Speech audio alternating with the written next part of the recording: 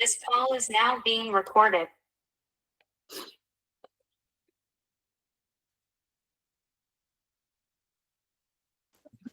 Spine से 3 बार ओम का उच्चारण और उसके बाद प्रार्थना।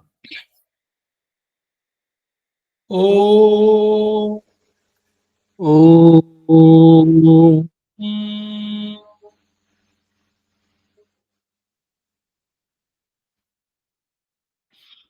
ओ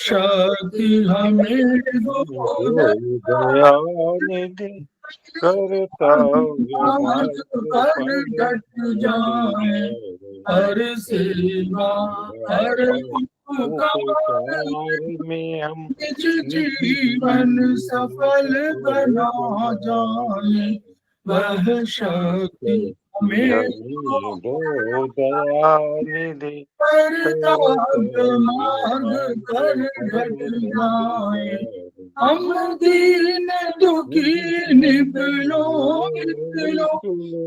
सेवक बन संताप हरे छुड़े भूले उनको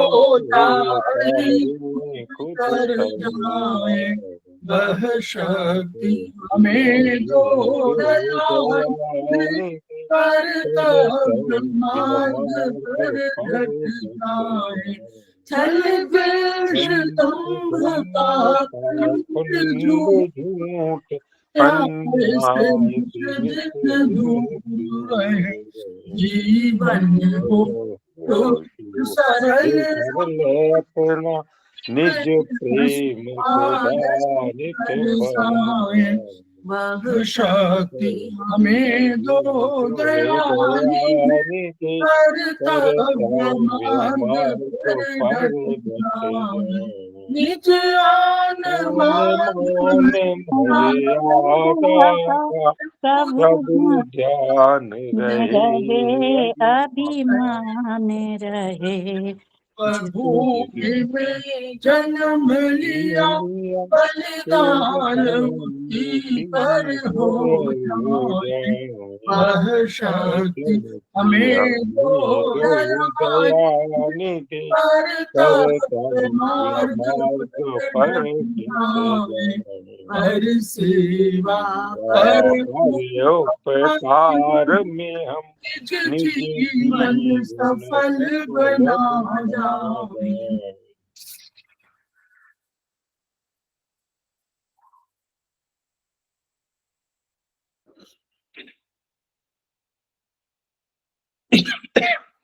समवायिक क्लासेस में आप सभी का स्वागत है।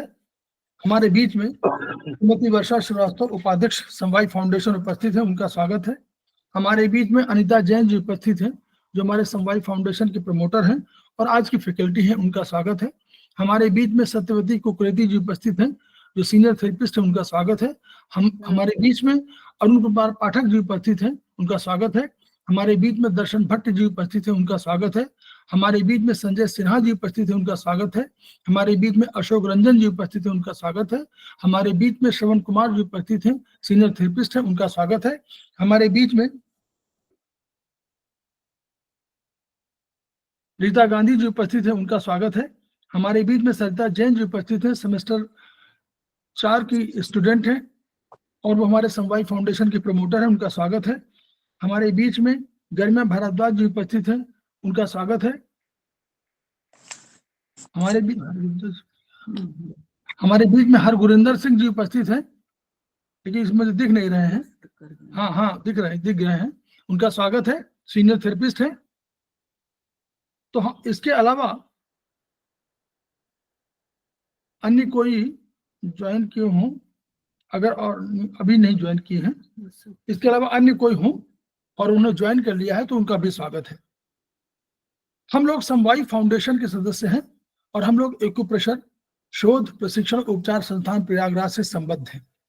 वहां के मनीषी ब्रह्मलीन एमपी खेमका सर के हम ऋणी हैं, जिनकी वजह से संस्थान को यह महत्वपूर्ण दर्जा मिला हुआ है। तो हम लोग वहां के एक मोटो से प्रभावित हैं। वो मोटो क्या है? Each one reach one, each one treat one, each one teach one. उसी को आपके माध्यम से जन जन जागरण अभियान के तहत पूरे विश्व में फैलाने का हमारा सपना है और हमें विश्वास है कि ये विधा जो अपेक्षाकृत कम खर्चीली है, उसका लाभ केवल आपको ही नहीं मिलेगा, आपके आस पड़ोस इष्ट मित्र बंधु बांधवों को ही नहीं मिलेगा, बल्कि समस्त पीड़ित मानवता को मिलेगा। इसी विचार के साथ हम आज की क्लास की शुरुआत कर रहे हैं। हम लोग चाइनीज में सेमेस्टर 1 और सेमेस्टर 2 को एक साथ लेकर चल रहे हैं और उससे हमारे सेमेस्टर 1 के भी और सेमेस्टर 2 के लोग भी जो भी हमारे सहयोगी हैं, साथी हैं, वो लाभान्वित हो रहे हैं। अभिप्राय यह है कि जो हम लोग सेमेस्टर 1 में सीख रहे हैं उसी का एक्सटेंशन हमारा सेमेस्टर 2 है, जिसमें हम लोग ऊर्जा का जो हम लोग टोनिफिकेशन या सिडेशन कैसे करना है, ऊर्जा के प्रवाह की दिशा क्या है, ऊर्जा को कैसे हम लोग देखते हैं और ऊर्जा के संबंध में कौन सा रोग हो सकते हैं, चाहे ऊर्जा हो, चाहे वो रक्त हो और चाहे वो बॉडी फ्लूइड्स हो। तीन ही बीमारियां होती हैं, हम लोग सामान्यतः ये मानते हैं चाइनीज के सिद्धांत के अनुसार। तो उसी का एक चैप्टर वो 7 में एक चैप्टर हमारा है डिफिशियंसी ऑफ जो हमारा रोग की से संबंधित रोगों के उपचार। ये हमारा चैप्टर 5 है। उसी पर अनिता जैन जी आज हमारे जो 6 के स्टूडेंट हैं और हमारे समवाई फाउंडेशन के प्रमोटर के रूप में हैं, वो इस पर विचार व्यक्त करेंगी, आपके साथ सहयोग करेंगी। कोई पढ़ाता किसी को नहीं है, पढ़ना आपको है। हम लोग केवल एक डिस्कशन करते हैं ताकि हम लोग पढ़ने की दिशा तय कर लें और हमको ज्ञान हमको प्राप्त हो और उस ज्ञान को हम आगे यूटिलाइज कर सकें अपनी थेरेपी में। तो इन्हीं शब्दों के साथ पुनः अनिता जी का स्वागत है और हम लोग क्लास को उनको सौंप रहे हैं। हम शेयर प्रणाम सर, सभी सहयोगियों को भी प्रणाम। और मैं आज चैप्टर 5 टाइप 7 का कुछ की से संबंधित थोड़ी चर्चा करेंगे हम आज। तो ये सबसे पहले हमें की को जानना होगा कि की क्या है। की एक शरीर में एक ऊर्जा है जो शरीर में संचालित होती है और उसी के थ्रू सारे अपने जो एक्टिविटीज हैं वो होती रहती है। तो मानव शरीर में की निरंतर बहती रहती है और की मानव शरीर में निश्चित मार्गों पर भी बहती है। की कभी ऊपर जाती है तो की कभी नीचे आती है। की कभी केंद्र से परिधि की ओर जाती है और कभी परिधि से केंद्र की ओर जाती है। तो की का मतलब ये है कि ये चारों तरफ बहती है शरीर में। तो इस तरह से, और जो मेरिडियन है उनमें जो ऊर्जा बहती है वो भी एक की है जो मेरिडियन के रूप में हम लोग जानते हैं। तो की के बारे में ये तो अब पता लगा कि की क्या है। अब की कितने प्रकार की होती है और की के क्या लक्षण होते हैं और ये सारी चीजें अभी हम इसमें जानेंगे। की में मुख्यतः 5 प्रकार की विसंगतियां होती हैं जो शरीर में रोग के रूप में हमें दिखाई देने लगती है। डेफिशिएंसी ऑफ की, सिंकिंग ऑफ की, कोलैप्स ऑफ की और स्टैग्नेशन ऑफ की और कॉन्ट्रावेक्शन ऑफ की। ये 5 तरह की जो विसंगतियां हैं ये शरीर में होती हैं तो रोग हमें शरीर में दिखने लगते हैं। शेयर हो रहा है कि नहीं? नहीं सर, अभी शेयर नहीं हो रहा। अच्छा, एक सेकंड, अभी एक सेकंड। जी सर।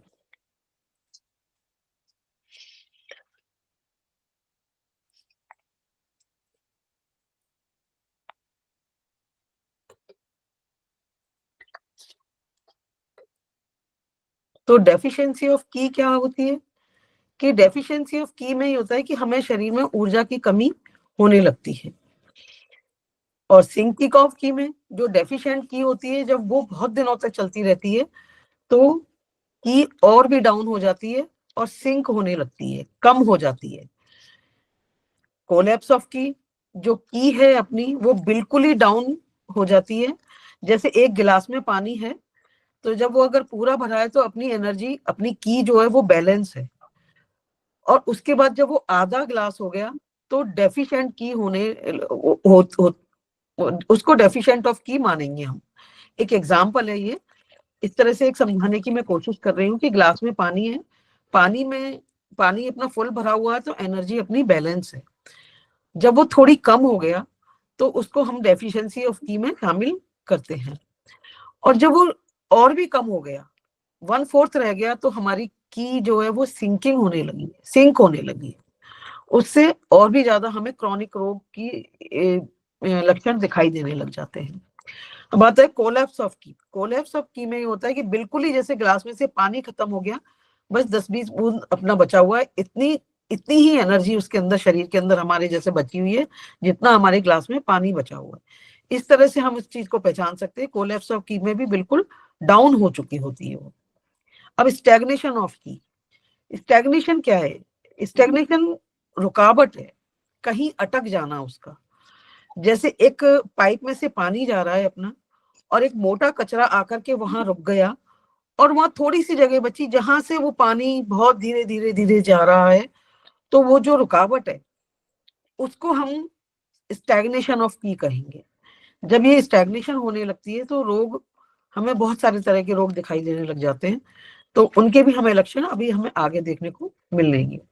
अब कॉन्ट्रावेक्शन ऑफ की। कॉन्ट्रावेक्शन क्या है? जो की का रास्ता है, जैसे कोई की ऊपर की तरफ जाती है, कोई नीचे की तरफ आती है। जैसे जो की ऊपर की तरफ जा रही है उसका रास्ता बदल गया, वो नीचे की तरफ आने लगी, तो हमारे शरीर में एक अलग तरह के रोग दिखाई देने लगेंगे। जैसे एक स्टमक का एग्जांपल देते हैं हम। स्टमक में एनर्जी नीचे की ओर जाती है, खाना हमेशा अपना नीचे की ओर जाता है। जब खाना नीचे की ओर जाता है, जब तक तो की बिल्कुल ठीक चल रही है, पर अगर वो की का मार्ग चेंज हो गया और वो ऊपर की तरफ आने लगे, तो क्या होगा? अपना वॉमिटिंग होगी, एसिडिटी होगी, या और भी इस तरह के लक्षण हमको, जो हिचकियां आने लगेंगी। जो एक की का मार्ग जो चेंज हो गया है, कॉन्ट्रावेक्शन हो गया है, इस तरह के लक्षण हमें वहां पर दिखाई देने लगेंगे। जैसे उसका पाथवे चेंज हो गया है, जैसे हमें कहीं जाना है, दिल्ली जाना है, और हम चले गए कहीं दूसरे शहर, तो ये इस तरह का मार्ग अगर चेंज हो जाता है, की का जो मेरिडियन में जो की बहती है उसका मार्ग चेंज हो गया, तो अपने शरीर में रोगों का उत्पन्न होना निश्चित है।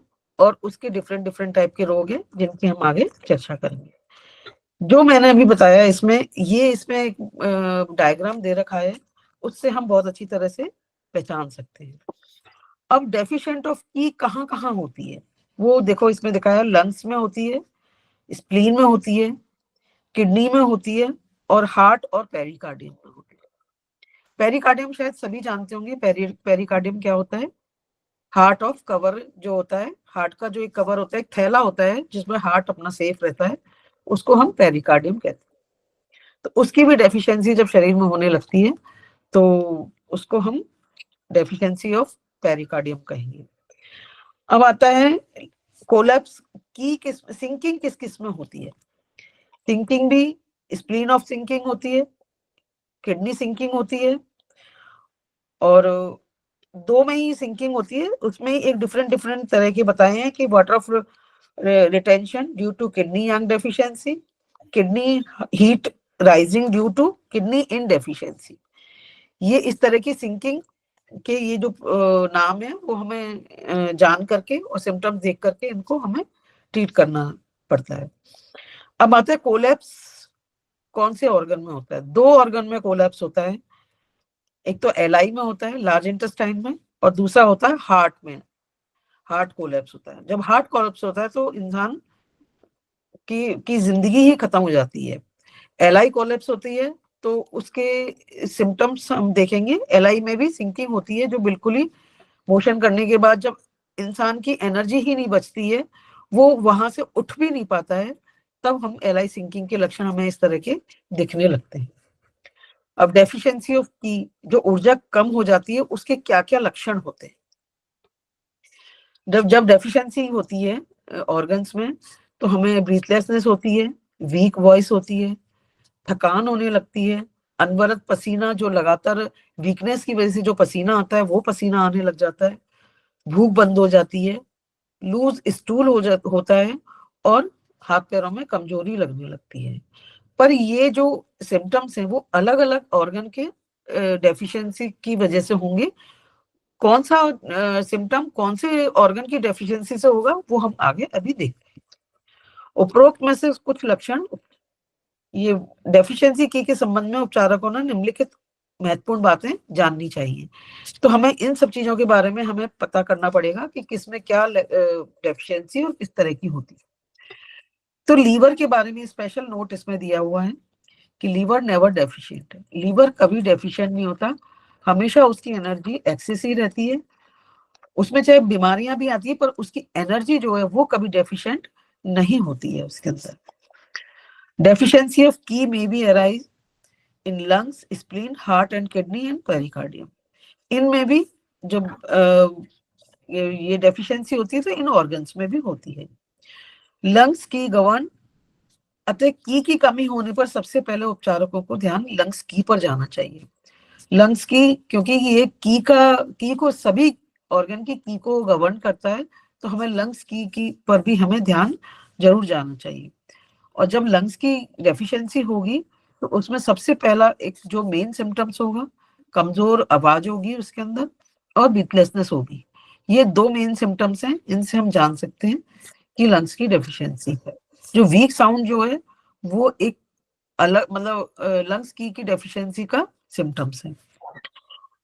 स्प्लीन ऑफ सोर्स ऑफ की, स्प्लीन क्या है, फूड की बनाती है। जब की कमी होती है तो स्प्लीन की डेफिशिएंसी होती है, तो वो फूड की नहीं बना पाती और प्रॉपर जो फूड की जो पूरे शरीर में हमें जानी चाहिए वो नहीं जा पाती है। तो उसके अलग इस तरह के सिम्टम्स आते हैं कि भूख नहीं लगेगी, लूज स्टूल होगा, abdominal distension and after eating, खाने के बाद जो पेट में जो थोड़ा भारीपन और वो लगने लगेगा वो स्प्लीन की डेफिशिएंसी के कारण होने लगेगा। इसमें बताया लूज स्टूल, हमने पहले चर्चा की है इस चीज के बारे में कि वो होल्डिंग पावर है उसके अंदर। अगर होल्डिंग पावर होगी तो लूज मोशन नहीं होंगे, होल्डिंग पावर कम हो जाएगी तो लूज मोशन होंगे। ये स्प्लीन का एक विशेष सिम्टम है, इसको हमें देखना चाहिए। बात है नेक्स्ट आता है किडनी और are the source of original qi and parental qi. Kidney की डेफिशिएंसी होने पर फ्रीक्वेंट यूरिनेशन होने लगेगा, यूरोजेनाइटल ऑर्गन लीक करने लगेंगे यानी लुकोरिया, और यूरिन को रोक ना पाना। इस तरह के सिम्टम जब हमें आने लगेंगे तो हमें समझना चाहिए, क्योंकि किडनी नीचे के होल को गवर्न करती है, उनको ऊर्जा भेजती है, और अगर ये वीक होगी तो वो उन होल्स पे वर्क, जो प्रॉब्लम आ रही है हमें, तो किडनी की को हमें देखना चाहिए इस तरह से। फोर्थ आता है हार्ट गवर्न ब्लड। अगर ब्लड से रिलेटेड कोई जैसे प्रॉब्लम होती है कुछ है, तो हार्ट की डेफिशिएंसी जैसे हो रही है हमको, तो हृदय में शरीर का रक्त संचार ठीक से नहीं हो पाता, तो हार्ट की डेफिशिएंसी होती है। पल्पिटेशन इसका मेन सिम्टम, क्योंकि जब हार्ट को प्रॉपर ब्लड नहीं मिलेगा तो पल्पिटेशन शुरू हो जाएगा उसमें। और जब हार्ट का हो रहा है तो हमको लीवर को भी देखना चाहिए उसके अंदर, कि लीवर, अगर लीवर में ब्लड डेफिशिएंसी है तो हार्ट में ब्लड डेफिशिएंसी आनी ही है, तो हमें लीवर पे भी ध्यान देना चाहिए। उसकी सिंकिंग नहीं होगी या लीवर डेफिशिएंसी नहीं होगी, पर हमें उस चीज को देखना चाहिए। ये एक याद रखने वाला पॉइंट है। अब pericardium protect the heart, pericardium meridian is also called the brain meridian. अगर हमको लगने लगा कि शरीर में सिर में खाली खालीपन लग रहा है और इस तरह की प्रॉब्लम्स हमको लग रही है, तो पेरिकार्डियम डेफिशिएंसी का, क्योंकि मस्तिष्क में हमें रक्त का संचार प्रॉपर नहीं हो रहा है, तो इसलिए हॉलोनेस आने लगेगी और हेडेक भी होगा, लो ब्लड प्रेशर होने लगेगा। ये पेरिकार्डियम के मेन सिम्टम्स है। इसमें टेबल दे रखी है, diagnosis of treatment of deficient of. तो सर इसको हम पूरी टेबल बताएं सर, या ये लोग मतलब सब लोग पढ़ लेंगे, या बता दें? नहीं, मेन सिम्टम जरूर बता दीजिए। अच्छा, ठीक है। तो जैसे ये लंग्स की, जैसे इसमें बताया है कि लंग्स की के क्या क्या सिम्टम्स हैं, ब्रीथलेसनेस, वीक वॉइस और कफ। इसके और भी जो मेन अदर सिम्टम्स हैं, थकान लगना, सफेड चेहरा हो जाना, वाइट वाइट सा एकदम से, जैसे कहते हैं ना कि वीकनेस के कारण जो एक चेहरे पे डलनेस जो आ जाती है, वो उस तरह से सफेद चेहरा इसमें बोला है। एम्प्टी पल्स, अगर पल्स देखना आता है तो एम्प्टी पल्स हम देखेंगे कि उसमें पल्स हमें बीच बीच में दिखेगी नहीं अगर हम पल्स देखेंगे तो। डिसलाइक कोल्ड, वो ठंड पसंद नहीं करेगा। डे टाइम में स्वेटिंग होगी और बोलने में उसको थोड़ी दिक्कत होगी, बहुत धीमी आवाज में वो बोलेगा। एंड कैच कोल्ड फ्रिक्वेंटली कफ, वो सीजन चेंज होने पर जैसे हमेशा खांसी जुकाम होने लगा या कुछ इस तरह के होंगे, तो इस तरह के उसको हर सीजन में उसको इस तरह की प्रॉब्लम होगी, तो हमें समझ जाना चाहिए कि ये लंग्स की डेफिशिएंसी के कारण हो रहा है। जीभ में, लंग्स एरिया में, जीभ में भी एक डिफरेंट, अलग अलग ऑर्गन की अलग अलग एरिया होता है, तो हमें लंग्स के एरिया में जाकर के हमें देखना होगा कि इसमें एक या दो आड़े क्रैक्स आएंगे, दिखेंगे। जब ज्यादा हो जाएगी तो दिखेंगे, कम होने पर तो ये सिम्टम्स ही दिखते हैं एक्चुअल में शुरू शुरू में। तो जब बहुत ज्यादा एक्सेस हो जाती है, डेफिशिएंट होने लगती है, तब हमको वो सिम्टम्स हमें दिखने, ये क्रैक्स दिखेंगे एक्चुअल में। अब लंग्स की डेफिशिएंसी क्यों हो सकती है, उसके क्या रीजंस हो सकते हैं? तो माता पिता को कभी टीबी हुई हो तो लंग्स डेफिशिएंसी हो सकती है, या टेबल पर बहुत ज्यादा झुक करके काम करेंगे तो भी लंग्स की डेफिशिएंसी हो सकती है, या कभी सर्दी में फ्लू की अपन ने एंटीबायोटिक टैबलेट्स ले ली हैं या कुछ ले लिया, उसके कारण भी लंग्स की डेफिशिएंसी हो सकती है। उसके पॉइंट्स हैं LU7, LU9, CV6, CV12, UV13, ST36। इन सभी पॉइंट्स को हम टोन करेंगे तो लंग्स थोड़े लंबे टाइम तक अगर हम इस तरह से हम इन पॉइंट्स को लगाएंगे तो लंग्स की डेफिशिएंसी नहीं, मतलब ठीक हो जाएगी। इसी में समझ लीजिए, वो राइट लंग्स जो है पिता से मिलता है और लेफ्ट लंग मदर से मिलता है। ठीक है, एक कंसेप्ट ये है, खिमकर सर ने लिखा है कि राइट लंग्स पिता से मिलता है और लेफ्ट लंग मदर से मिलती। ठीक है, ये भी कंसेप्ट एक है। और टीबी अगर किसी को माता पिता में किसी को हुई हो, स्मोकिंग वाला कोई हो, तो आप समझ लीजिए कि स्मोकिंग होने तो राइट लंग का हाइट होगा। अगर फादर स्मोकिंग है, बंद कर लीजिए, आप लोग किसी का खुला हुआ है, जिस BK सिंह है कोई, उनके खुला हुआ है, बंद कर लीजिए। तो अगर मदर फादर में किसी को टीबी, किसी को सिगरेट कोई पी रहा है, कोई और उपाय नहीं सर? आई थिंक वो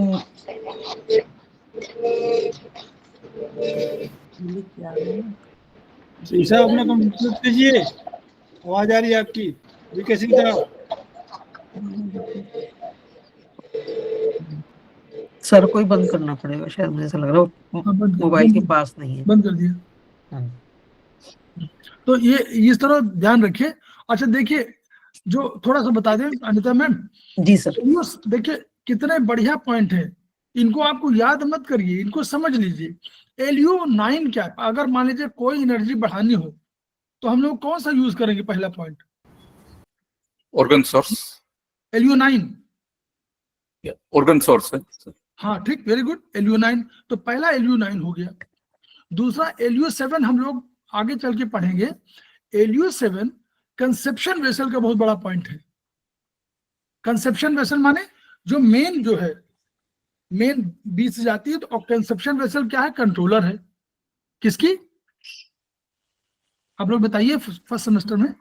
इन ऑर्गन की, इन ऑर्गन की, यस। तो इन ऑर्गन की कंट्रोलर है, इसलिए इन्होंने उसको जोड़ दिया है LU7 से। तो LU7 इन ऑर्गन में है और CV से जुड़ी हुई है, तो कंसेप्शन वेसल के लिए इन्होंने कह दिया कि LU7। और LU7 से टोनिफिकेशन एनर्जी होती है लंग्स की, तो LU7 हो गया। अब एक अभी आगे हम लोगों ने पढ़ा नहीं है सेमेस्टर 1 में, हम लोग एक और ऑर्गन जानते हैं, वो जानते हैं लॉ ऑफ बैक शू और फ्रंट शू पॉइंट। तो बैक शू पॉइंट जो होते हैं वो हमारे यूबी मेरिडियन में होते हैं, और वो क्या करते हैं, वो यूबी में बैक वाले होगा, बैक में होगा तो कौन सा ऑर्गन होगा नॉर्मल, इन या यांग? यांग। यांग और यानी एनर्जी, यांग का दूसरा नाम एनर्जी भी तो है, फंक्शन, स्ट्रक्चर एंड फंक्शन। तो की माने मूवमेंट वाला कराने, वही तो है, तो वही फंक्शन ही तो है। तो फंक्शन के लिए यूबी 13 उसका पॉइंट है, बैक शू पॉइंट है। तो तीन हो गए, तो LU 7, LU 9 and UB 13, 3 point हमारे बिल्कुल तय हो गए। ठीक, सिंपल। अब बचा CV6। CV6 ऊर्जा का सागर है, कंसेप्शन वेसल से LU 7 जुड़ा हुआ है, तो यानी LU 7 और CV6 मिलकर के ऊर्जा को बढ़ा रहे हैं। CV6 ऊर्जा का सागर है। ठीक, CV12 हमारा फ्रंट शू पॉइंट है स्टमक का, और स्टमक 36 बहुत बढ़िया पॉइंट है, होम्योस्टैटिक पॉइंट है, यानी बैलेंसिंग का करता है। तो हमको दो ये स्टमक के दोनों पॉइंट हैं। स्टमक का रोल समझ लीजिए आप कितना महत्वपूर्ण है कि LU के लिए, LU 7 मतलब लंग्स के लिए हम लोगों को UST 36 और CV12 की शरण लेनी पड़ी। तो बस LU 7, LU 9, LUB 13 ये लंग्स के पॉइंट हो गए, और उधर दो स्टमक के पॉइंट हो गए, CV12 और ST 36, और एक CV6 हो गया ऊर्जा का सागर। चलिए आगे। अब नेक्स्ट आता है स्प्लीन की। स्प्लीन के सिम्टम्स सारे होल्डिंग के और इस तरह के होते हैं। तो हमने देखा लूज स्टूल होता है, नौशिया होने लगता है, हैवीनेस इन चेस्ट होने लगता है, एपिगैस्ट्रियम में भी हैवीनेस फील होने लगती है, और नो एपेटाइट का एक हाँ, पहला धर्म जो है, पहला नो एपेटाइट है। नो एपेटाइट, जहां भूख न लगे, आप समझ लीजिए कि स्प्लीन की बात हो गई है। फिर लूज स्टूल, दो जुड़े हुए उसके साथ, क्यों? क्योंकि ऊर्जा अगर उसके पास नहीं होगी, और मैडम ने भी बताया कि होल्डिंग कैपेसिटी नहीं होगी, तो लूज कर देगा। क्लियर? तो दो चीजें जुड़ी हुई हैं, नो एपेटाइट और लूज स्टूल। थर्ड नंबर पे आएगी आपको इपीगैस्ट्रम में थोड़ा सा ऊपर वाला जो एरिया है, थोड़ा उसमें थोड़ा सा हैवीनेस आएगा आपको। स्प्लीन का रेंज कहाँ पर है? नाभि के ऊपर है ना, स्प्लीन तो नाभि के ऊपर है, स्टमक के बगल में है, यानी डायफ्राम से और नाभि के बीच में है। क्लियर? इपीगैस्ट्रम यही एरिया हुआ, और वहां पर हैवीनेस होगा आपको, heaviness in chest and chest में, इसलिए कि स्टमक के जस्ट ऊपर चेस्ट है, और मतलब डायफ्राम के ऊपर है, और वहां पर। और चौथा है नौजिया। नौजिया को स्प्लीन के साथ साथ हम लोग जोड़ते हैं लीवर के साथ, आगे चल के हम लोग पढ़ेंगे, लीवर के साथ भी जोड़ते हैं। तो नौजिया लेकिन स्प्लीन का भी कैरेक्टर है, नोट कर लीजिए। बस आगे चलिए। सर स्प्लीन का एक और सिम्टम है, सुबह सुबह वॉमिटिंग भी होने लगती है कभी कभी। हाँ, तो वो नौजिया जुड़ा हुआ ना जी। हाँ, वो उसमें काफी वही होल्डिंग वाला हो, होल्डिंग पावर हाँ उसमें नहीं होती है, तो उस वजह से थकान होने लगती है, शैलो कॉम्प्लेक्शन होने लगता है, डलनेस फेस पर आने लगती है, स्किन पर आने लगती है, और वही एब्डोमिनल डिस्टेंशन आफ्टर ईटिंग। अगर खाएगा वो, एक तो भूख नहीं है उसको, और वो थोड़ा बहुत खाएगा भी, अपनी एनर्जी को जबरदस्ती खाएगा भी, तो खाने के बाद उसको भारीपन फील होने लगेगा, और हाथ पैरों में वीकनेस फील होने लगेगी। जीभ में जो स्प्लीन का एरिया है, जीभ में छोटा आड़ा क्रैक आना, तथा जीभ में साइड में स्वेलिंग आ जाएगी। ये स्वेलिंग पूरी जीभ के साइड में नहीं आती है, केवल जीभ के मध्य भाग में के साइड्स में आती है। मध्य भाग जो है उसका, उसके साइड्स में आएगी, और जीभ में साइड में टीथ मार्क भी हमको मिलेंगे। स्प्लीन की डेफिशिएंसी का एक ये मेन सिम्टम हमको याद रखना पड़ेगा कि उसमें टीथ मार्क हमको मिलेंगे। जैसे दांतों के निशान होते हैं, तो जीभ में साइड में मिलेंगे हम लोगों, तो वो हमें देख करके स्प्लीन की डेफिशिएंसी का हमें अंदाज हो जाएगा। इसमें उसके कारण क्या क्या हो सकते हैं? समय पर भोजन ना करना, ज्यादा मानसिक श्रम करना, ठंडा और रॉ फूड खाना। रॉ फूड में जैसे सैलेड ज्यादा हो गई, अपन 75% सैलेड खा रहे हैं, बाकी थोड़ा बहुत खाना खा रहे हैं या कुछ खा रहे हैं इस तरह से, तो कोल्ड खाना हो जाएगा। ये कच्चा खाना भी स्प्लीन को पसंद नहीं है एक्चुअल में। और स्टूडेंट एंड बिजनेसमैन को ये ज्यादा होती है, क्योंकि स्टूडेंट्स का भी टाइम निश्चित नहीं होता और बिजनेसमैन का भी टाइम निश्चित नहीं होता कि कब खा रहे हैं वो, और बहुत जल्दी जल्दी खाते हैं, तो उस वजह से भी ये इसमें उन लोगों में स्प्लीन की डेफिशिएंसी मिलेगी। या कोई नम स्थान पर रहता है, नमी स्थान पर जहां सीलन हो, ऐसे स्थान पर अगर रह रहा है तो भी स्प्लीन इफेक्टेड होने लगती है, क्योंकि स्प्लीन को नमी पसंद नहीं है, तो वो नमी जब पसंद नहीं है तो वो उससे इफेक्टेड होने लगेगी। तो इसमें sp3, sp6, st36, cv12, uv20 और 21 ये सभी को हम टोन करेंगे तो स्प्लीन की डेफिशिएंसी ठीक होने लगेगी। अब देखिए आता है हाँ जी, क्या सर? किडनी की डेफिशिएंसी। हाँ देखिए बहुत बढ़िया है। देखिए हम लोग का लंग्स क्या है, स्प्लीन का बेटा है ना। हेलो, जी सर। स्प्लीन जी का बेटा सर। है ना। स्प्लीन कैरेक्टर देखिए, स्प्लीन में 3 नंबर जानते हैं, एनर्जी का पॉइंट है, ऑर्गन सोर्स पॉइंट। आज इसका रोल क्या है, किडनी, स्प्लीन और लीवर, तीनों का मीटिंग पॉइंट है, ठीक है। दूसरा क्या है, ST36 और CV12, बीच का एरिया जो है, यही तो एरिया है स्प्लीन का, मध्य भाग। वहां पर क्या है, इसका दो के CV दोनों क्या है, स्टमक के, और दोनों साथ साथ जुड़े हुए हैं ना, पेयर ऑर्गन है। तो ST36 वहां भी था, यहाँ भी CV12, देखिए दोनों में ST36 है और CV12 है, इसलिए कि वो बेटा है और ये जो है उसका पिता है, पिता माता जो भी पेरेंट्स है। और UV20 और 21 दोनों के इसका स्टमक का और स्प्लीन के ये बैकशू पॉइंट है। तो सिंपल सा हो गया, एनर्जी बढ़ानी है तो दोनों के बैकशू पॉइंट हो गए। SP36 इसका हो गया और स्टमक का CV12 और 36 हो गया। 6 पॉइंट पे पूरा सिस्टम टिका हुआ है। क्लियर? तो नेक्स्ट आता है किडनी की डेफिशिएंसी। ये पॉइंट एक्चुअल में क्या कि उसके खुद के पॉइंट भी होते हैं, उसके जो सपोर्टिंग ऑर्गन है उनके पॉइंट्स होंगे, और पीछे से भी उनको ताकत दी जाएगी, तो वो बैकशू पॉइंट उसमें यूज किए जाते हैं। इस तरह से प्रोटोकॉल डिसाइड हो जाता है। अब आता है किडनी की deficiency. Frequent urination, weakness in the back, lower back और डिजायर, तो डिस्टेंशन होने लगेगा बैक में। जो अगर दर्द हो रहा है अपन को, पीछे पीठ में दर्द अगर हो रहा है, तो हमको समझना चाहिए कि किडनी की डेफिशिएंसी के कारण भी हो सकता है। अदर रीजंस भी होते हैं इसमें, पर हमें किडनी की डेफिशिएंसी को भी हमें ध्यान रखना चाहिए कि बैक पेन में हमें किडनी की डेफिशिएंसी मिल सकती है।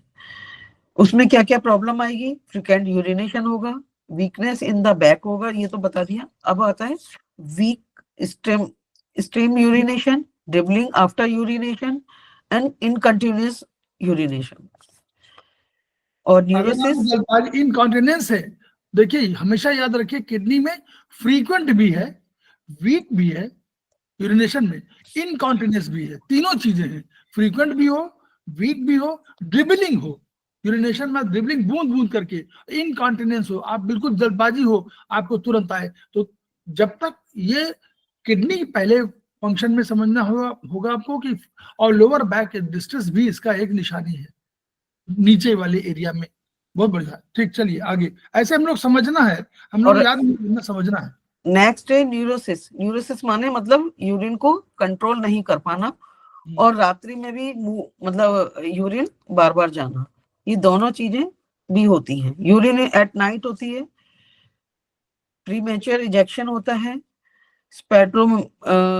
स्पर्मेटोरिया होता है, यूट्रस प्रोलैप्स हो जाएगा। किडनी की अगर बहुत ज्यादा दिन तक रह जाती है तो सिंकिंग होने लगती है, तो यूट्रस प्रोलैप्स का जैसे इसमें दिया है सिम्टम, वो भी होने लगेगा। क्रॉनिक विजाइनल डिस्चार्ज होगा, जो वाइट डिस्चार्ज और इस तरह की लुकोरिया की जो प्रॉब्लम होती है, वो भी हमें किडनी की डेफिशिएंसी के कारण हमें मिल सकती है। ये गोनेडल सिम्टम है, ये वाले नीचे वाले गोनेडल सिम्टम है। देखिए, urination at night, premature education, spermatorrhoea और यूट्रस प्रोलैप्स, क्रॉनिक वाइजिनल डिस्चार्ज, और ये leaking symptom from the lower orifice, नीचे के एरिया में लीकिंग सिम्टम आ जाएंगे। तो ये सेक्सुअल वाले हैं, ठीक है। अब आगे चलिए। हाँ, अब कारण क्या क्या है इसमें? कारण है महिलाओं में किसी को टाइम पे यूरिन बहुत ज्यादा लगने लगती है, दिन में बहुत ज्यादा नहीं लगेगी, 69 ईयर की लेडीज हैं। शाम को 5 बजे के बाद रात में 11-12 बजे तक अनकंट्रोल और बहुत यूरिनेशन होता है उनको।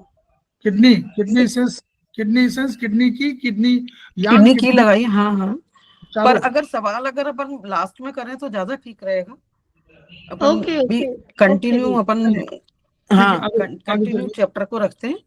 हाँ। तो वो है ना, तो महिलाओं में बच्चे पैदा करना ज्यादा, तो वो किडनी की डेफिशिएंसी हो सकती है उसमें भी, और एक्सेस सेक्सुअल एक्टिविटी होगी तो भी हमें किडनी की डेफिशिएंसी मिल सकती है। इसके पॉइंट है K3, CV4, UB23, 47, GV4, ये ऑल टोन होंगे।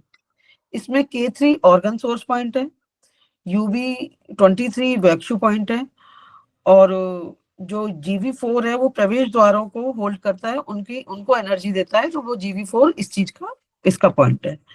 और CV4 सर, CV4 का मुझे याद नहीं आ रहा सर। ऐसा है, CV4 और GV4 आप दोनों मिल करके आगे का और पीछे का दोनों के एक भाग का कंट्रोल कर रहे हैं GV4 और GV4 को। और आप देखिएगा उसी लोकेशन मोरलेस वहीं पर मिलेगी आपको। CV4 GV4 दोनों मिला करके बहुत बड़ी एनर्जी को, सिस्टम को कंट्रोल करते हैं, आगे पीछे की एनर्जी। और UB23 के बगल में 47 है, तो GV4 और UB23 UB47 बिल्कुल एक ही प्लेटफॉर्म पर है। बिल्कुल सर, एक ही प्लेटफॉर्म। CV4 इस कंटेक्स्ट में ब्लैडर के लिए लिया गया है, यूरेटरी ब्लैडर के लिए। नहीं ठीक है वो, लेकिन GV4 दोनों CV4 का दोनों का यूटिलाइजेशन किडनी के डिफरेंस में बहुत आता है। तो नेचुरली हो सकता है उसका पेयर ऑर्गन है, अप्रॉक्स लोकेशन वहीं आसपास आती है ना इसकी, उसके हिसाब से। इसका क्या रहेगा, इस पे मेथी हम लगा सकते हैं? हाँ मेथी भी लगा सकते हैं, बाकी टोनिफिकेशन है वैसे पॉइंट्स का। अगर वो नहीं है अपने पास मैग्नेट्स तो अपन टोन भी कर सकते हैं। Okay ma'am, thank you ma'am. Oh sorry, मेथी भी लगा सकते हैं। हाँ ओके। अब आता है हार्ट की के जो सिम्टम्स हैं, palpitation, shortness of breath and midline crack. और मिडलाइन क्रैक भी टंग तक अगर आ रहा है तो हमें हार्ट की डेफिशिएंसी दिखेगी। टायर्डनेस लगेगी उसमें हमको। अदर सिम्टम्स ये हैं कि टायर्डनेस लगेगी, shortness breath and exertion and sweating. Weakness के कारण हमें उसमें पसीना भी आने लगेगा। Midline crack in tongue up to tip of the swelling in each side of it.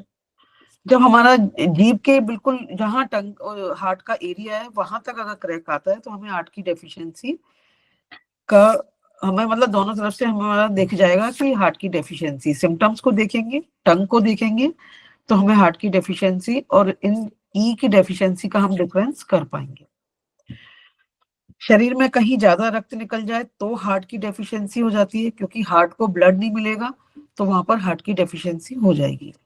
Sadness के कारण हार्ट की डेफिशिएंसी हो जाती है, क्योंकि ये इमोशनल हार्ट हमें सारे इमोशंस को देखता है। तो यहाँ पे अगर कोई बहुत ज्यादा दुखी लंबे टाइम तक रहेगा तो भी हार्ट की डेफिशिएंसी हो जाती है। अब नेक्स्ट आता है पेरिकार्डियम की डेफिशिएंसी। पेरिकार्डियम की डेफिशिएंसी में हेडेक होगा, heaviness of hollowness in head होगा। हमको कोई बोलता है कि बहुत भारी भारी लग रहा है सिर, और ऐसा लग रहा है जैसे सर बिल्कुल खाली खाली हो रहा है, तो वो पेरिकार्डियम की डेफिशिएंसी के कारण ही ये एक बहुत बड़ा और मेन सिम्टम है पेरिकार्डियम की डेफिशिएंसी का। कमजोरी लगना, रक्त में कमी की, क्योंकि ये ब्रेन की मेरिडियन है, तो ब्रेन को देखना ही होगा हमें सर में, और ब्रेन को अगर रक्त नहीं मिलेगा तो ये खाली खाली सा और कमजोरी लगना और सिर दर्द, इस तरह के हमको सिम्टम्स मिलने निश्चित हैं। लो ब्लड प्रेशर होगा, चक्कर आना, थकान लगना और छाती में भारीपन लगना, क्योंकि ब्रेन को पूरा ब्लड नहीं मिल पा रहा है, उस वजह से पेरिकार्डियम की डेफिशिएंसी होती है। पेरिकार्डियम की डेफिशिएंसी होती है इसी वजह से ब्रेन को प्रॉपर ब्लड नहीं मिल पा रहा है। शरीर में रक्त घट जाना तथा रक्तचाप घट जाना, ब्लड शुगर घट जाना, हाइपोग्लाइसीमिया जिसको बोलते हैं, होने पर पेरिकार्डियम की डेफिशिएंसी हो जाती है। पेरिकार्डियम की डेफिशिएंसी के पॉइंट्स हैं P6, GV25, 26, liver 2-3, K3, K7, SP4 और SP6, GB41, इन सबको हम टोन करेंगे। ये ट्रीटमेंट जब किसी का लो ब्लड प्रेशर होता है तो भी हम ये वाला ट्रीटमेंट दे सकते हैं। प्लीज रिपीट कर दीजिए। हाँ, लिखिए P6, GV25, GV26 governing vessels के 25-26 पॉइंट है। लीवर 2 और liver 3, K3, K7, SP4, SP6 और गॉल ब्लैडर 41 ऑल टोन होंगे और ये लो बीपी में भी यूज करेंगे इनको भी। Okay, thank you. ओके, अब आता है सिंकिंग ऑफ की।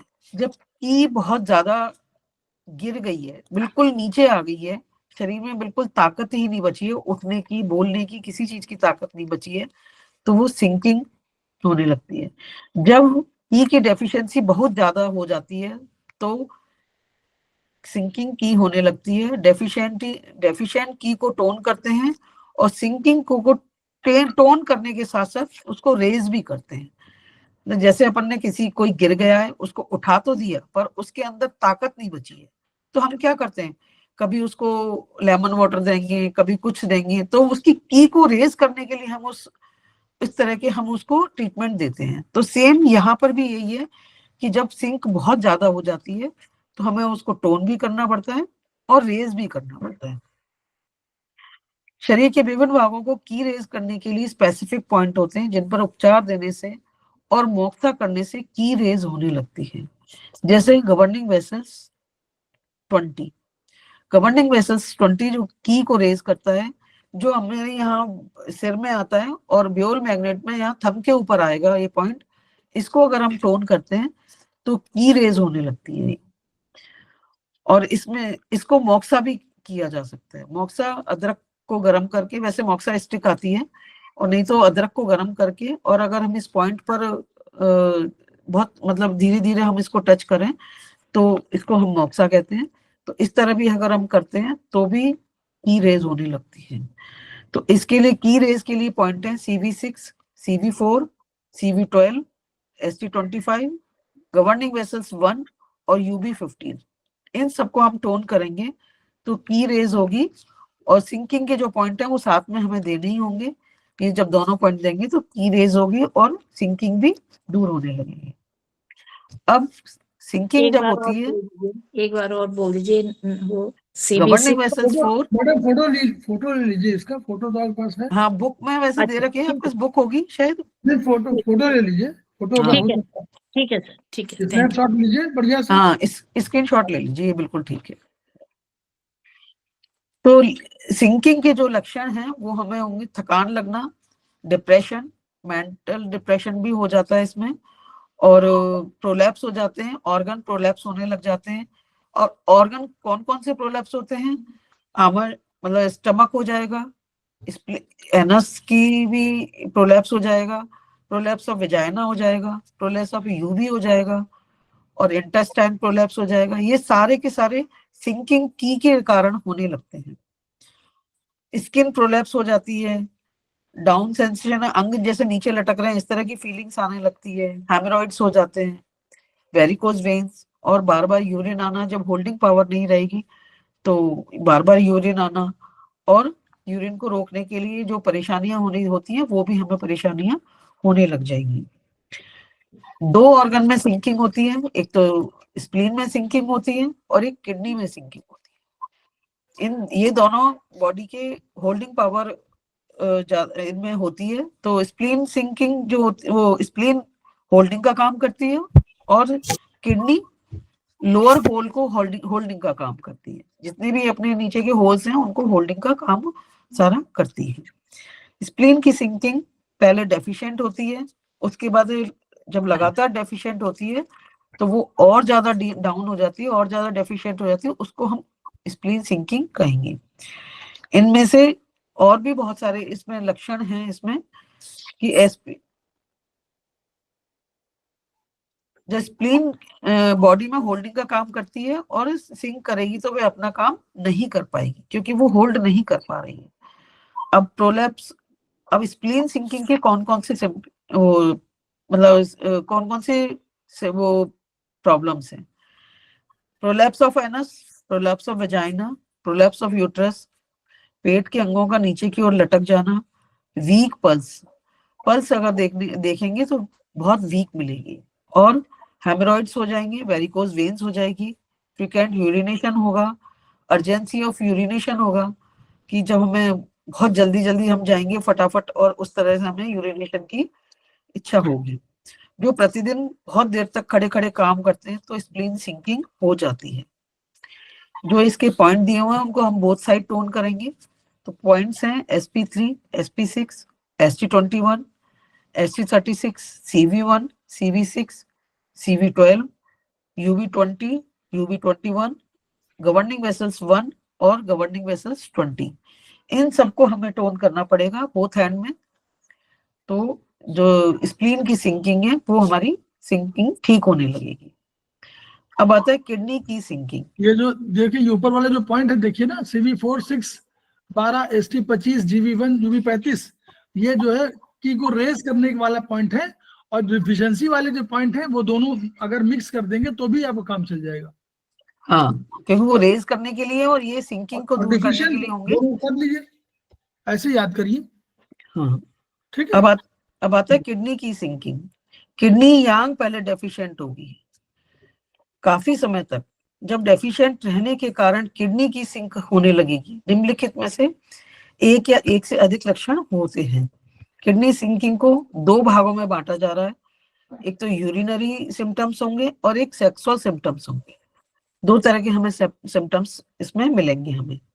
इनमें से एक या दोनों लीक करने लगते हैं, जो होल है अपने एक या दोनों लीक करने लगते हैं। पेशाब अपने आप निकलने लग जाता है, वीर्य भी अपने आप निकलना बिना स्वप्न के निकलने लग जाता है। पेशाब व वीर्य को रोक पाने की क्षमता उसमें घट जाती है। ये अधिकांश लक्षण लोअर बार्मर की में ही प्रकट होते हैं। ये बार बार मैं इसलिए बोल रही हूँ कि जो अपने जो नीचे के होल्स हैं उनको होल्डिंग का काम किडनी करती है।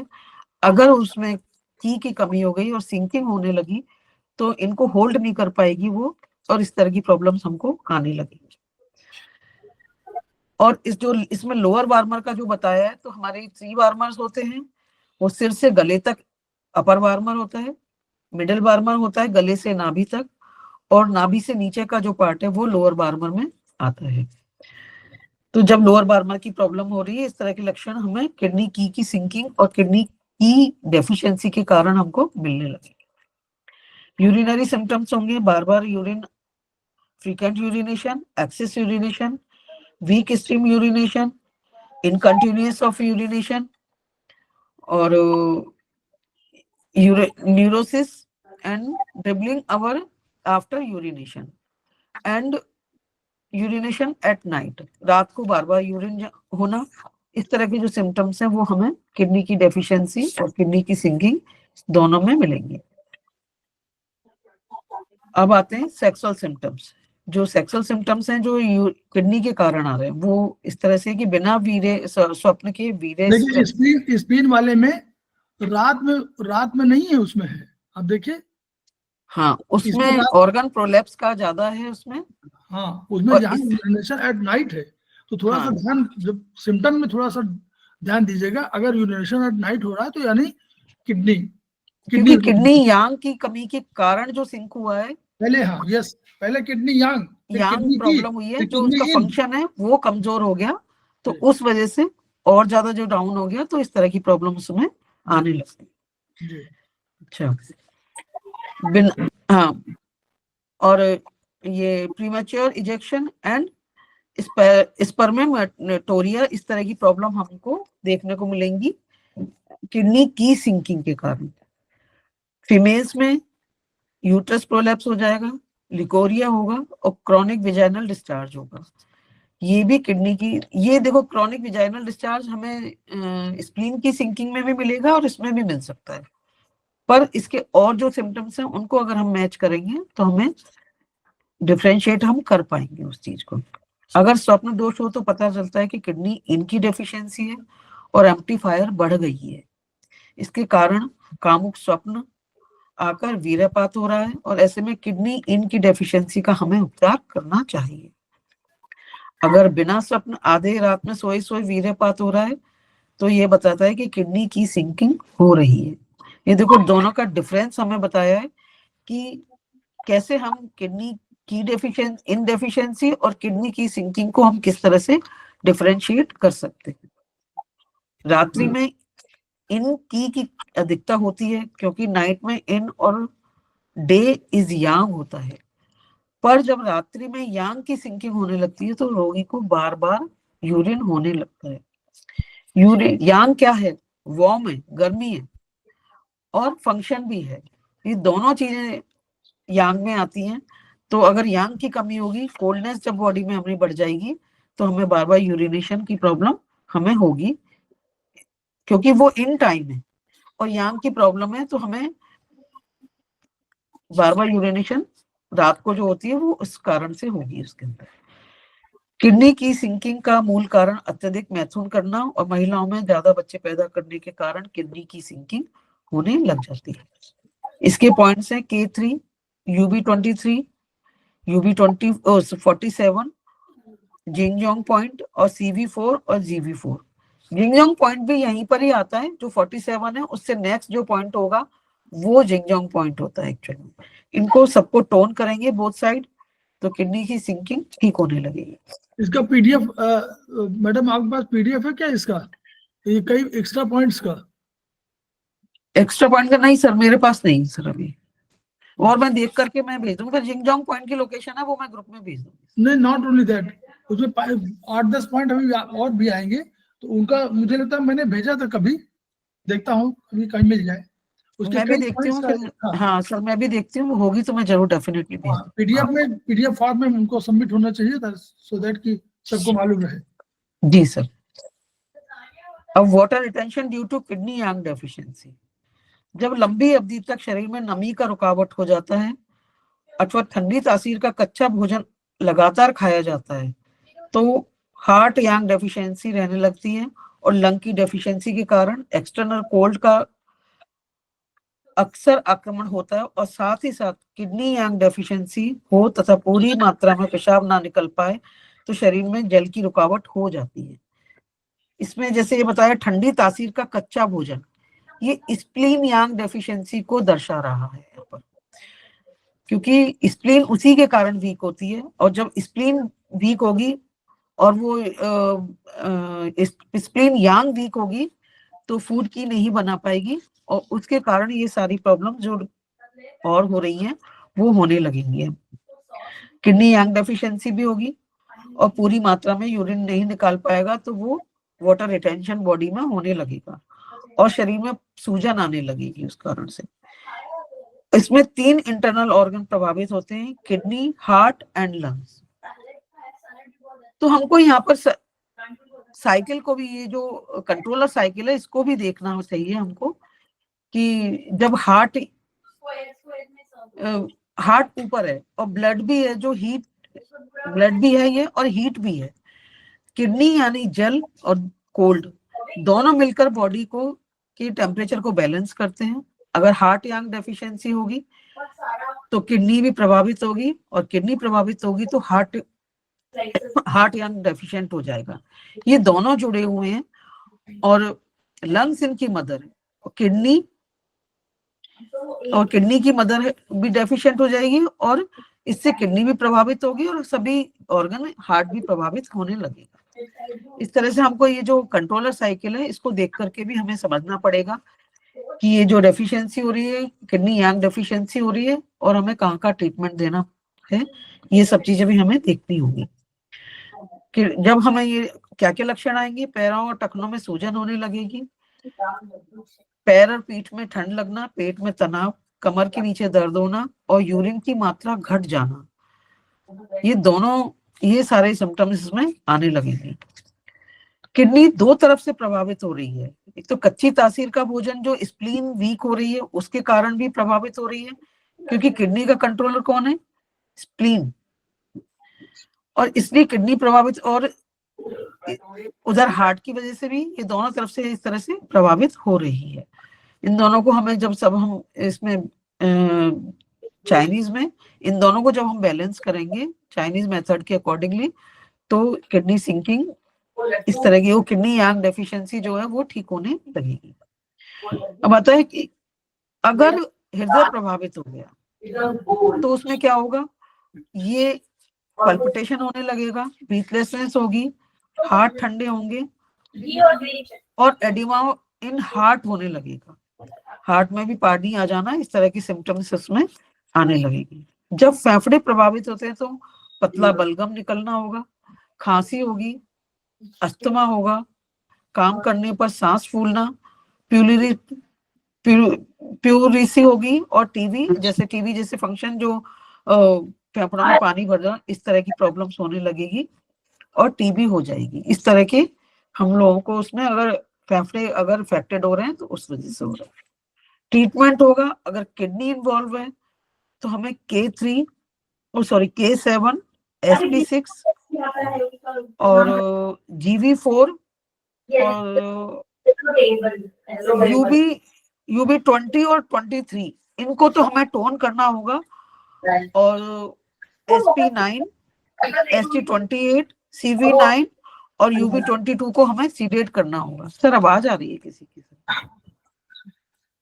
तो जब किडनी इन्वॉल्व होगी तो हमें इस तरह से इसमें करना पड़ेगा। अगर हार्ट इन्वॉल्व होगा तो GV14 और UB15 को हमें सीडेट करना पड़ेगा, और अगर लंग्स इन्वॉल्व है तो हमें LU7, UB13 और GV12 को हमें सीडेट करना होगा। तो हमारा इस तरह से हमें ट्रीटमेंट इस तरह से सिलेक्शन और सिम्टम्स को देख करके हमें करना पड़ेगा। अब आता है empty heat rising due to kidney indeficiency. लगातार अत्यधिक चिंता के कारण किडनी इनडेफिशिएंट रहने लग जाए तो एम्प्टी हीट रेज कर जाती है, और उसके लक्षण इस तरह के दिखते हैं: blood in urine, night sweating, afternoon fever and रात में कई बार उठने से मतलब यूरिन जाने के लिए उठना, और प्रातः बहुत जल्दी उठ जाना क्योंकि नींद प्रॉपर नहीं आ पा रही है, क्योंकि इनकी डेफिशिएंसी और हीट राइजिंग हो रही है, उसमें हीट बढ़ रही है।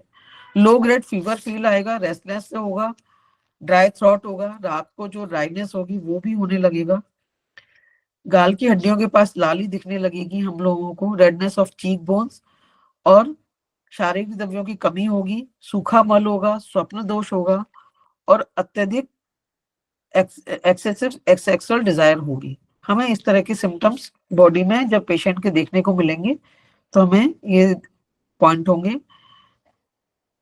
K2, H5, LU7 और LU10 को हमें सीडेट करना पड़ेगा, और K3, K6, K9, K10, SP6 और CV4 को टोन करना पड़ेगा। तो ये ट्रीटमेंट हम देंगे पेशेंट को तो वो ठीक होने लगेगा। सर अब नेक्स्ट हम कल देख लें फिर बाकी का 8 बजे सर। तो कोलैप्स ऑफ की हम कल देखेंगे। क्या मैम ये जो आपने टोन और सीडेट को लिए बोला, एक बार फिर से बोल दीजिए। हाँ ये मैं बता देती हूँ। हाँ, K2, H5, LU7 और LU10 ये सीडेड होंगे, और बाकी सारे के सारे टोन हो जाएंगे। ठीक है। वो भी पॉइंट बोलूं मैं? नहीं वो है मैम, ठीक है ठीक है। हाँ। बस जो सीडेड है वो आप नोट कर लीजिए, बाकी हाँ। सारे ऑल टोन है। तो 6, 9 क्योंकि इसमें हीट को जो रेज हो रही है ना, हीट एम्प्टी हीट जो रेज हो रही है उसको हमने कम करना है। तो K2 किडनी का हीट पॉइंट है, ये हार्ट का पॉइंट है, और ये LU7 ये LU7 को भी सीडेट करना है। LU10 तो हीट पॉइंट है हाँ, और हाँ, वो दोनों का पॉइंट है कुछ इस तरह का, मुझे LU7 का याद नहीं आ रहा है एक्चुअल में। ठीक है ठीक तो ये जो सीडेट करेंगे तो उसमें एम्प्टी हीट जो रेज हो रही है वो कम होने लगेगी, बाकी के टोन किडनी को टोन करना पड़ेगा उसके अंदर। तो इस तरह से दोनों चीजें हम करेंगे तो जो हीट राइजिंग हो रेज हो रही है, वो किडनी डेफिशिएंसी हो रही है, वो ठीक होने लग जाए। Thank you. कोलैप्स ऑफ की हम कल देखेंगे। बचा हुआ जो है वो हम कर देखेंगे। अब इससे रिलेटेड कोई और क्वेश्चन है तो कोई पूछ सकता है।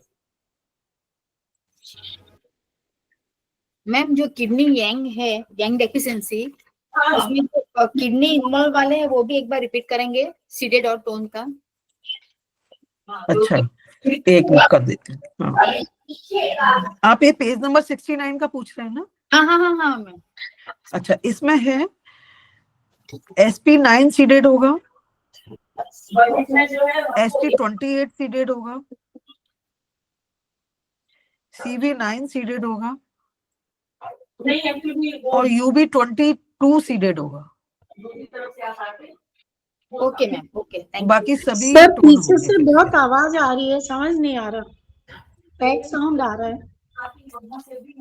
हाँ, किसी की आवाज तो कंटिन्यूसली आ रही है एक्चुअली। किसी का टीवी चल रहा है घर में। बिल्कुल।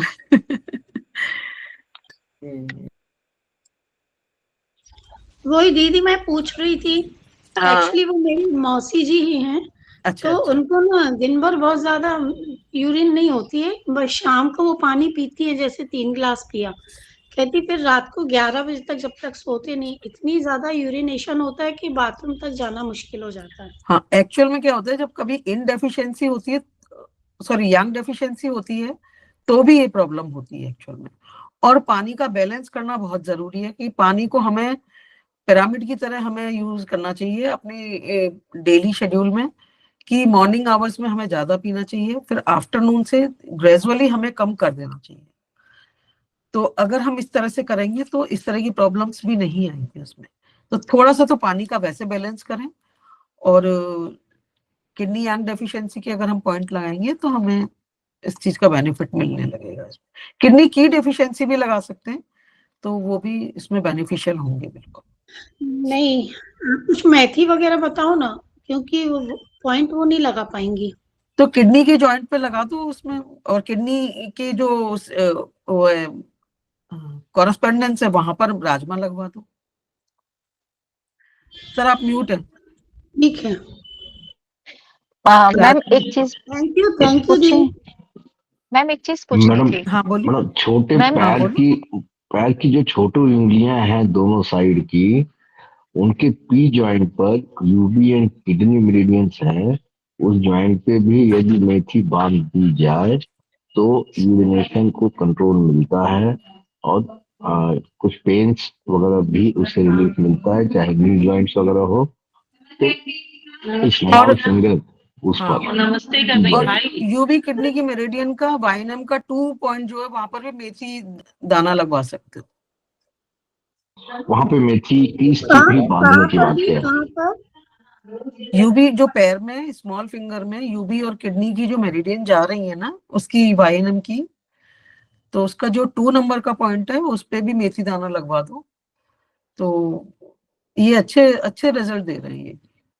हाँ सही है, हाँ ठीक है। तो वो इजी हो जाएगा, लोकेशन भी बहुत इजी है। मटर लगवा सकते हैं, मटर लगवा सकते हैं। एक्चुअली में क्या एक होगा चीज कि पूछनी थी। अंदर की तरफ तो मटर सही रहेगी, बाहर की तरफ लगाएंगे तो कई बार चप्पल वप्पल पहनने में दिक्कत होती है, तो वो थोड़ा सा वो खुद को देखना पड़ेगा उसमें। हाँ बोलिए आप। मैम मुझे ये पूछना था, यदि किसी को नाइट में यूरिन ज्यादा आता हो, हालांकि दिन में भी आता है और नाइट में भी आता हो, और नाइट में पानी पीने का ज्यादा मन करता हो आफ्टर यूरिन पास, तो मैम उसको क्या समझना चाहिए?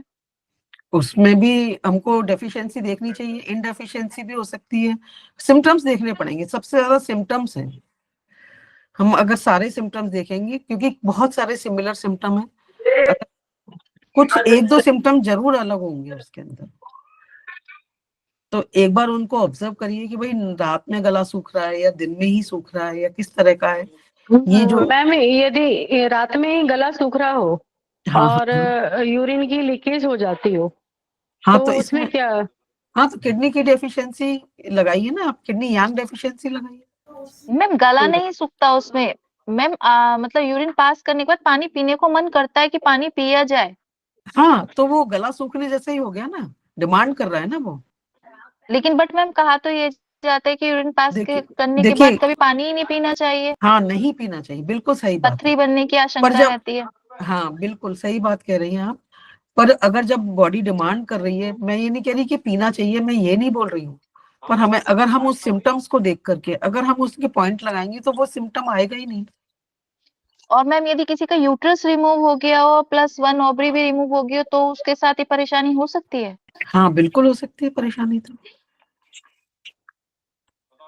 तो मैडम एक क्वेश्चन, वो Okay, क्योंकि थैंक यू। अपने को उसकी वो सारे और देखो जितने भी सिम्टम्स दिए हैं वो सारे के सारे मिले हैं ऐसा कोई जरूरी नहीं है।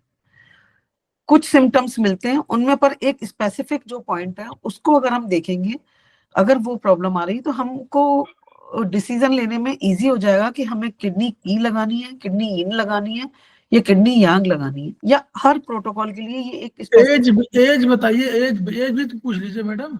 हाँ, और एज, हाँ बिल्कुल सही बात है, एज पूछ के भी एज बोलिए कितनी है, जितना जो प्रॉब्लम बता रहे हैं कितनी एज है? 44 सर। मैम मेरा भी इसी से रिलेटेड क्वेश्चन है एक। देखिए एज उनकी एज है और यूट्रस, ओवरी और फ्लोपियन ट्यूब उनका रिमूव हो चुका है, और उन्हें जो रात में मुंह बहुत ज्यादा सूखता है, यूरिन लीकेज हो जाता है और हॉट फ्लैशेस आते हैं। हीट जी हीट है, इसको लगाइए आप जो है LU7 K6, LU7 राइट में टोन, K6 लेफ्ट में सिडेट, लेडीज के मामले में। K6 सेडेट और LU7 टोन राइट में जी और K6 सिडेट लेफ्ट में, ओरिजिनल। सर एक क्वेश्चन मेरा भी ले लीजिए आप प्लीज। क्लासिक पर लगना है उसको। जी क्लासिक पर, जी ठीक है। हाँ सर बोलिए। Sir severely old age patient है, 80 साल की उनकी एज है, उनको क्रॉनिक किडनी का डिजीज है, उनका यूरिया क्रिएटिनिन बढ़ा हुआ है, उनको सिंकिंग होती रहती है, जनरली खाने के लिए ऐसे फील होता रहता है, और यूरिन उनका पहले रिटेंशन थी, अब प्रोस्टेट ठीक है उनका, लेकिन यूरिया क्रिएटिनिन अभी भी बढ़ा हुआ है। उस केस में सर क्या करना चाहिए? सर ऐसा है, किडनी के 4 पैरामीटर्स हैं, किडनी यांग, किडनी इसेंस, किडनी इन और किडनी की। आप अगर लगा सके तो एक दिन चारों लगाइए, एक दिन एक, दूसरे दिन दूसरा, तीसरे दिन, क्योंकि किडनी के बारे में, किडनी अगर यांग डिफिशिएंट होगी तो किडनी इन भी डिफिशिएंट हो जाएगी, और दोनों एक दूसरे जुड़ी हुई है। किडनी यांग डिफिशिएंट होगी तो किडनी की लिखा हुआ है कि किडनी की डिफिशिएंट हो जाएगी, और किडनी इसेंस कंट्रोलर है तो किडनी इसेंस भी लगाइए, एक दिन किडनी इसेंस लगा दीजिए, एक दिन किडनी यांग लगाइए, एक दिन किडनी की लगाइए, एक दिन किडनी इन लगाइए, क्योंकि एजिंग फैक्टर है ना। और स्पेशली मैं बता रहा हूँ, सबके लिए बोल रहा हूँ, आप लोग, मैं बात वो कई बार कह चुका हूँ, जो भी 60+ मेल है और जो भी 50+ फीमेल है, इन सब को ये सारे पॉइंट, बीमारी कोई हो या ना हो, लगाने चाहिए। सर इस केस में थोड़ी कौन से HB पॉइंट एक बार रिपीट कर डेफिशिएंसी, दीजिए? सर HB एक बार डेफिशिएंसी रिपीट कर दीजिए। हाँ क्या चीज? HB डेफिशिएंसी भी है इनके साथ में सर, हेमोग्लोबिन की डेफिशिएंसी भी है साथ में। हीमोग्लोबिन, तो ऐसा हीमोग्लोबिन के लिए पॉइंट बताया हुआ था उस दिन। जी सर एक बार फिर 4 पॉइंट है, SP3, K3, और आप लोग बताइए तो उसको बताया था, स्पेशली बताया था हीमोग्लोबिन के लिए, ब्लड के लिए। जी यूबी का था एक, सब लोग सबसे प्रश्न है ये। SP3 क्या करता है? फूड की बनाता है, फिर क्या जाता है लंग्स में? कौन जाता है? H7 भी है सर, H7 होगा, H7, और तीसरा किडनी निकलेगा, तो 3 पॉइंट तो ये हो गए। और एक पॉइंट बताया था आपको, 2 पॉइंट और बताए थे, एक बताया था यूबी, जी नहीं, एक बताया UB 17 बॉडी फ्लूइड, और एक पॉइंट बताया था GB 39 बोन मैरो। भूलिए नहीं, ये सब याद रखिए और तुरंत जहां बहुत पेज निकालिए उसको। सर मैं भी चलूं सर? मैं हाँ बिल्कुल बिल्कुल, Anita Jain madam, okay thank you, बहुत बढ़िया हुआ, आपको जाना है। बोला कि 50 प्लस को सभी कोई पॉइंट्स लगाने चाहिए, वो कौन कौन से पॉइंट्स हैं, आप एक बार रिपीट करेंगे? जी अभी आपने बोला कि 50 प्लस फीमेल्स और 60 प्लस मेल को ये सभी पॉइंट्स लगाने चाहिए, तो वो पॉइंट्स कौन से, एक बार आप रिपीट करेंगे? ट्रीटाइस 7, किडनी चैप्टर, किडनी इन, किडनी यंग, किडनी की और किडनी, और पेज नंबर बता दूं? जी सरस्वती जी आप सेकंड में हैं, सेकंड सेमेस्टर में? हाँ जी सेकंड में, हाँ जी सेकंड में है। हाँ, लेकिन सर अभी हमें बुक्स नहीं मिली। हाँ तो बुक्स मंगवाइए 245 से लेकर के, और ये पूरा चैप्टर किडनी का है, बहुत बढ़िया चैप्टर है, इसको यूज करिए और लगाइए, कई पॉइंट हैं। और सब किडनी की देखिए, की तो इसी में लिखा हुआ है, इन यांग और किडनी इसेंस, ये 3 पॉइंट और होंगे। चाहेंगे तो कोई ना कोई आरती जैन भिजवा देंगे इसको, कोई बात नहीं, ग्रुप में डाल देंगे। जी जी ग्रुप में डलवा दीजिएगा प्लीज, अभी ना बुक्स हमारे पास नहीं आई है। आरती जैन मैडम किसमें ग्रुप में है आप? मैं सेमेस्टर 2 में, आपने डाला है मुझे। नहीं, आरती जैन सर हम भेज देंगे। हाँ तो भेज, आप ग्रुप 2 में हो? फिर चेक कर लेते हैं। सेमेस्टर 2 में अगर हो तो भिजवा दीजिए। और जो कॉमन सर जितने यहाँ पे 45 किडनी के बाद में, वो सभी हमें सभी पॉइंट्स यूज करने हैं या चेंज कर करके लगाना है? क्या चीज? जो आपने बताया ना, इन यांग और अलग अलग, एक दिन एक दिन यांग, एक दिन किडनी की, एक दिन किडनी इसेंस। जी जी जी बदल के रोज अगर बीमारी नहीं है तो एक हफ्ते लगा दीजिए, ताकि देखिए किडनी इसेंस लगाएंगे तो आपको नेचर के हिसाब से भी मिलेगा, और आपका इम्यून सिस्टम, बोन सिस्टम, सारा बाहर का जो वो है, इन सारे में भी आपको सहायता मिलेगी। ठीक है सर, एक जनरल बात बताएं सर। और सर यदि पेशेंट का AN पॉजिटिव आया हुआ है, ऑटोइम्यून डिजीज। अच्छा जी, किसको है? जिनके लिए मैं बात कर रही हूँ उनका फिर AN पॉजिटिव है, ऑटोइम्यून पॉजिटिव आया हुआ है, और उन्हें आजकल पेन बॉडी में बहुत ज्यादा रहते हैं। तो JP इरवा साहब को रेफर कर दीजिए ना, वहाँ भिजवा दीजिए। सर हाँ जी सर, आपको ना डिजीज है ना, इसलिए थोड़ा सा क्रॉनिक हो गया। सर एक लास्ट क्वेश्चन सर, जाने से पहले सर, जहाँ भी लिवर या किडनी की वीकनेस होती है या ऑर्गन डेफिशिएंसी होती है, वहाँ पे जनरली टोनिफिकेशन का ही विधान है सर? लीवर की और किसकी? लिवर, स्प्लीन, किडनी अगर अंडर फंक्शनिंग हो तो हम टोन अप ही करेंगे उनको सर? लीवर की के बारे में कहा गया कि लीवर, जो चाइनीज कह रहे हैं, लीवर की के बारे में चाइनीज कहते हैं कि वो डिफिशिएंट नहीं होता है, लीवर की के बारे में बोलते हैं। और किडनी डिफिशिएंट होती है, स्प्लीन डिफिशिएंट होती है, और ऑर्गन डिफिशिएंट होते हैं। इनकी जो स्पेशली लंग्स है, हार्ट है, ये सब डिफिशिएंट होता है। केवल लीवर में इसमें उबला वाला पानी डाला था ना, थोड़ा सा और पानी डाल देंगे। सर लिवर को हम सेडेट करेंगे क्या? लीवर कभी कभी क्या होता है, अगर लीवर बहुत अधिक अपने एक्स्ट्रा करता है तो, लेकिन लीवर के सिम्टम क्या आएंगे?